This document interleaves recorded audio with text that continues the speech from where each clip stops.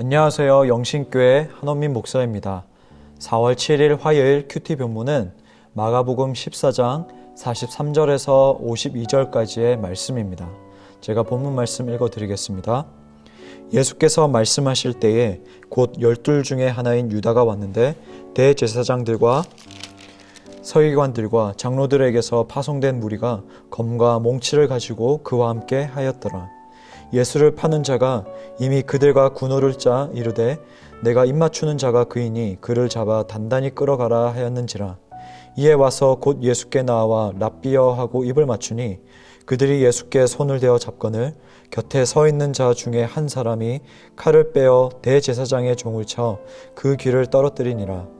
예수께서 무리에게 말씀하여 이르시되 너희가 강도를 잡는 것 같이 검과 몽치를 가지고 나를 잡으러 나왔느냐.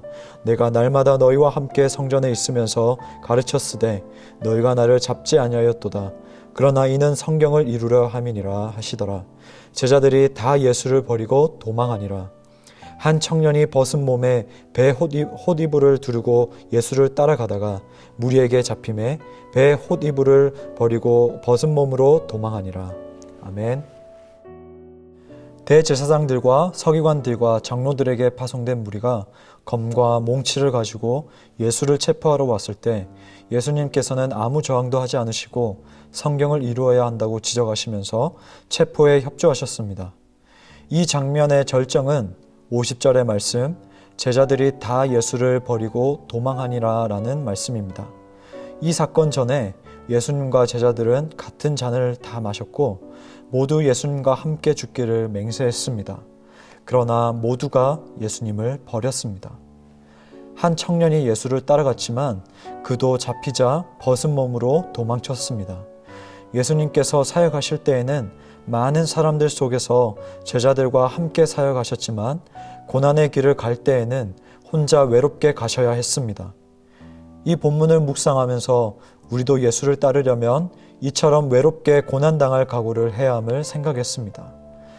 아마도 많은 사람들의 칭찬과 격려 속에서 영웅처럼 고난을 겪는 것이 아니라 가깝게 지냈던 사람들까지 버리고 떠난 가운데에 혼자 남아서 쓸쓸하게 고난을 당할 수 있습니다.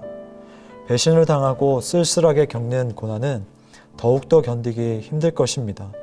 그렇지만 예수님께서 먼저 그 길을 가셨습니다. 이 외로운 길은 아무도 없는 길이 아니라 예수님께서 동행하시는 길입니다. 저는 이 본문을 묵상하면서 그 자리에 있던 사람들이 취한 다양한 반응들을 묵상할 수 있었습니다. 첫 번째는 거부입니다. 유다, 종교 지도자들, 무리는 예수님의 말씀을 전적으로 거부합니다. 유다는 아닌 척 했지만 실제로는 하나님 나라의 목적을 반대하고 있습니다. 이 세상 많은 사람들은 하나님을 거부하는 입장을 취합니다. 우리가 때로는 전도나 변증을 이유로 다양한 시선과 관점에서 가까워지려고 다가서지만 결정적인 순간에 하나님 때문에 멀어지는 경우도 있습니다. 두 번째로는 버림입니다. 예수님께 대한 또 다른 좋지 않은 반응 중에 하나는 제자들에게서 발견할 수 있는데요.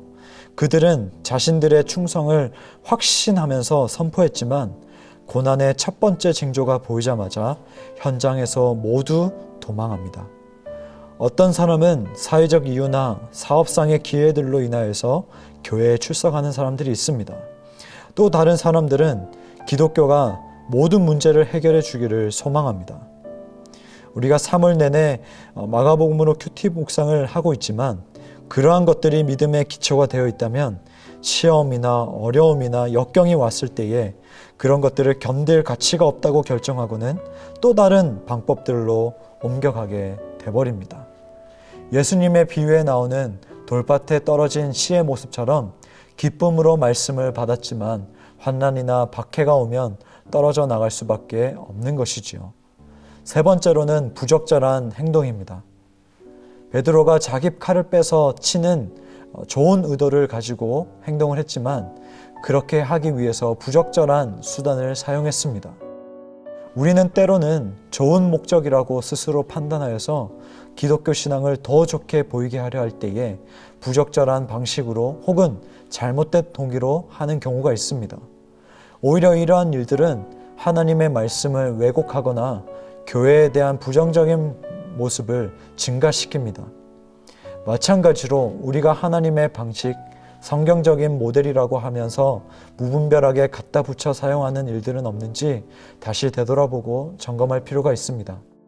예수님을 따르는 것은 우리 자신의 어떠한 목표를 달성하기 위해 예수님의 이름을 이용하는 것이 아닙니다. 예수님을 따르기 위해서 우리 십자가를 지고 하나님 나라의 자기 희생적 메시지와 사고방식을 채택하는 것입니다. 결론을 맺겠습니다. 51절까지의 그 말씀을 보면 나체로 달리는 사람에 대한 글을 볼 수 있습니다. 이 사람의 정체에 대해 많은 추측이 있지만 마가가 이 청년에 대해 더 이상 밝히지 않고 둔 것은 목적이 있는 것으로 보입니다.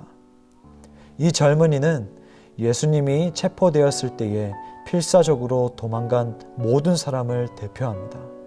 이 이야기는 그 자리에 있던 모두에 대한 이야기인 것이지요. 아마도 마가복음의 첫 독자 그리스도인들로 하여금 자기도 기꺼이 예수를 버릴 것인지를 돌아보게 했을 것입니다.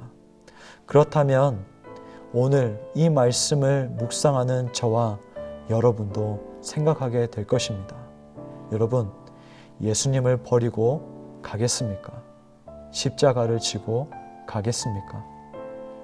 함께 이 질문과 씨름하며 고난주간을 보내기를 소망합니다. 우리 말씀을 기억하면서 기도하기 원하는데요. 첫 번째는 주님의 고난 앞에 다양한 반응이 있었지만 진실되게 예수님을 따르게 하소서. 두 번째는 특별히 이번 고난주간은 더욱 깊이 십자가의 길을 묵상할 수 있도록 도우소서. 함께 기도합니다.